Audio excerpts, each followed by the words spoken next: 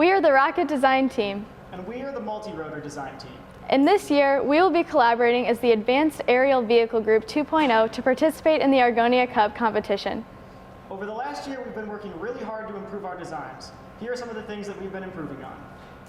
For this year's competition, we have started electronics earlier in the year to prevent rushing them right before competition. We plan to practice integration and will ejection test prior to arriving on site. We will use flame shields to protect our parachutes from burns during ejection. Already, these changes have better prepared us for this year's competition and will aid us in our success in the coming weeks. All right, so the multi-rotors team's primary improvement for this year is here in the release mechanism. Last year, it was a fairly complex system and ultimately led to the failure of that attempt. So what we tried to focus on was simplifying it as much as possible. Basically how it works is there's a servo that has a cam on it where the string can lock in place and the servo spins. It's then held in and the drone is supported from a string that is mounted to a fixed point in the rocket. When the rocket separates, the servo can be unspun, the string is released, and then the drone can drop out. This is a concept of operations for the flight of Gemini. It shows each crucial event of flight. It all begins at launch. Once the motor is ignited, it will burn for 2.27 seconds. The rocket will continue to travel upward after motor burnout for approximately 20 seconds. Then, the rocket reaches apogee, which is the maximum height of the flight. The drogue chutes will eject at apogee. The airframe will split into two separate pieces, and each piece will fall under drogue parachutes. Sometime between apogee and 1,500 feet, the release mechanism will allow the quadcopter to leave the rocket and fly away from the airframe components. The main parachute will eject at 1,500 feet. The quadcopter will fly to the target and the two rocket pieces will land safely and be recovered. This is Gemini. She is 110 inches tall with a 5.15 inch outer diameter. The total weight with the motor is 32.3 pounds. The airframe is primarily fiberglass, strengthened by carbon fiber and epoxy resin. We are using an Aerotech L2200G motor with a total impulse of 5,104 Newton seconds and a 2.27 second burn time. There are 3 birch wood fins with a carbon fiber layup to increase strength and keep mass low.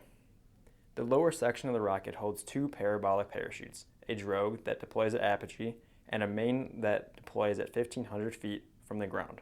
They are ejected using black powder charges. We have 2 electronic bays, one for each set of parachutes. This bay uses an RRC3 and a stratologger for avionics. This 14-inch section of the rocket holds the quadcopter. In order to protect the quadcopter, the airframe is separated by CO2 charges instead of black powder. This is the second electronics bay. We are using another RRC3 and a Raven 4 for avionics for the upper section of the rocket. Here is where the second set of parachutes lie. They are almost identical to the other parachutes, but slightly smaller because they will only carry the upper, lighter half of the rocket. These parachutes will be deployed via black powder ejection. Finally, our nose cone is a 27-inch Von Karman nose cone with an aluminum tip. The flight simulation from OpenRocket predicts 21.4 seconds to reach an 8,769-foot apogee with a maximum velocity of 1,053 feet per second and a maximum acceleration of 21.5 Gs.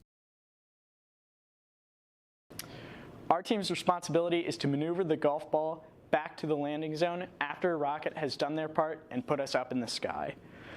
This is Cuttlefish, our solution to do this task.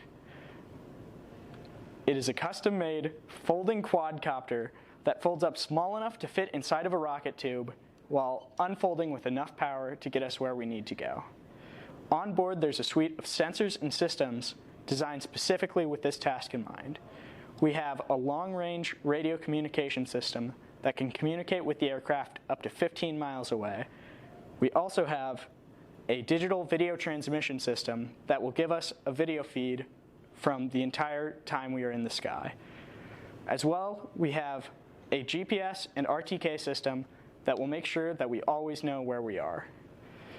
The other feature in this drone is the beautiful aluminum and 3D printed frame that was designed specifically to stand up to the forces associated with a rocket launch. I mean, you're not wrong. We're excited.